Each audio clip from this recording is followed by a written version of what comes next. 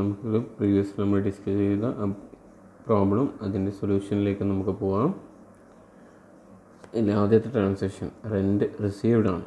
Okay, അപ്പോൾ ഇവിടെ വരുന്ന രണ്ട് അക്കൗണ്ട്സ് എന്ന് പറഞ്ഞാൽ ഒന്ന് ക്യാഷ് അക്കൗണ്ട്, രണ്ടാമത് റെൻ്റ് അക്കൗണ്ടാണ്. ഓക്കെ, അപ്പോൾ ക്യാഷ് എന്ന് പറഞ്ഞാൽ അസറ്റാണ്. അതായത് നമ്മൾ എന്ത് ചെയ്യും, അത് നോർമൽ അക്കൗണ്ട് കാറ്റഗറിയിലേക്ക് ഇടും. നേരെ മറിച്ച് റെൻ്റ് വെച്ചാൽ എന്താണ്, അത് ഇൻകമാണ്, അതുകൊണ്ട് റിയൽ അക്കൗണ്ടിലേക്ക് ഇടും. അപ്പോൾ നോർമൽ അക്കൗണ്ട് നമ്മൾ എന്ത് ചെയ്യുകയാണ്, ക്യാഷ് അക്കൗണ്ട് ക്യാഷ് കിട്ടിയത് കൊണ്ട് അതിനെ ഡെബിറ്റ് ചെയ്യുന്നു.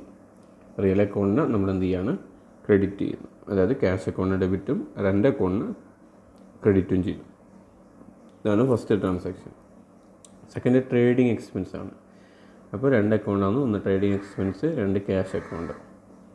ട്രേഡിങ് എക്സ്പെൻസ് എന്ന് വെച്ചാൽ എക്സ്പെൻസ് ആയതുകൊണ്ട് അത് നമ്മൾ എന്ത് ചെയ്യാണ്, നോമിനലിലേക്ക്. ഇതാണ് അദ്ദേഹത്തിന് ക്യാഷ് റിയലാണ്, റിയൽ അക്കൗണ്ടിലേക്ക് എടുക്കുന്നു.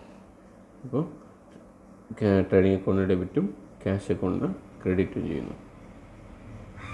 അടുത്ത മെഷീനറി ബോട്ടാണ്. അപ്പോൾ മെഷീനറി അക്കൗണ്ടും ക്യാഷ് അക്കൗണ്ടും രണ്ടും റിയൽ അക്കൗണ്ട്സ് ആണ്. മെഷീനറി വരികയാണ്, അതിൻ്റെ ഡെബിറ്റ് ചെയ്യുന്നു. ക്യാഷ് പോവുകയാണ്, അതിൻ്റെ ക്രെഡിറ്റ് ചെയ്യുന്നു. നാലാമത് ഗുഡ്സ് പർച്ചേസ്ഡ് ആണ്.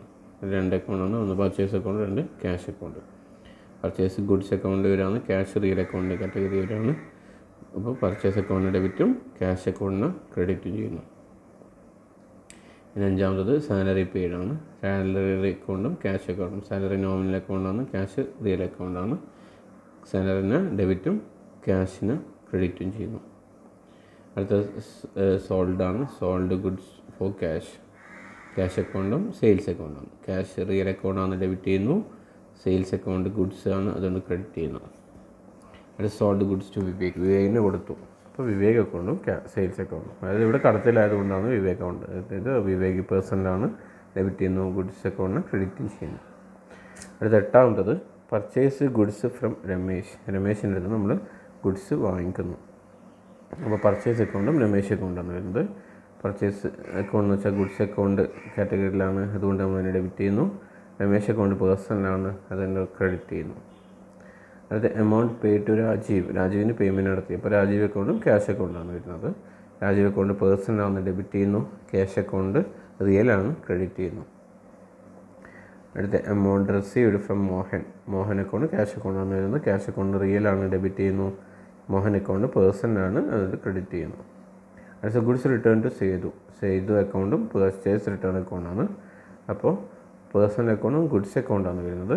Debit personal account, credit goods account. പന്ത്രണ്ടാമത് സെയിൽസ് റിട്ടേൺസ് ഫ്രം ബാബു. അപ്പോൾ സെയിൽസ് റിട്ടേൺ അക്കൗണ്ടും ബാബു അക്കൗണ്ടാണ്. അപ്പോൾ ഗുഡ്സ് അക്കൗണ്ടും പേഴ്സണൽ അക്കൗണ്ടാണ് വരുന്നത്, അതുകൊണ്ട് ഡെബിറ്റ് ക്രെഡിറ്റ് ചെയ്യുന്നു. സെയിൽസ് റിട്ടേൺ ഡെബിറ്റും ബാബുവിന് ക്രെഡിറ്റും ചെയ്യുന്നു. അത് deposited money to SBI. SBI അക്കൗണ്ടും ക്യാഷ് അക്കൗണ്ടാണ് വരുന്നത്. രണ്ടും റിയൽ അക്കൗണ്ടാണ്.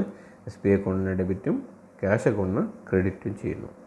ഇത്രയാണ് നമ്മുടെ ട്രാൻസാക്ഷൻ്റെ സൊല്യൂഷൻസ് ആയിട്ട് നമുക്ക് പറയുന്നത്. ഇതോടെ നമ്മുടെ ഫസ്റ്റ് ചാപ്റ്റർ ഇവിടെ അവസാനിച്ചിരിക്കുന്നു.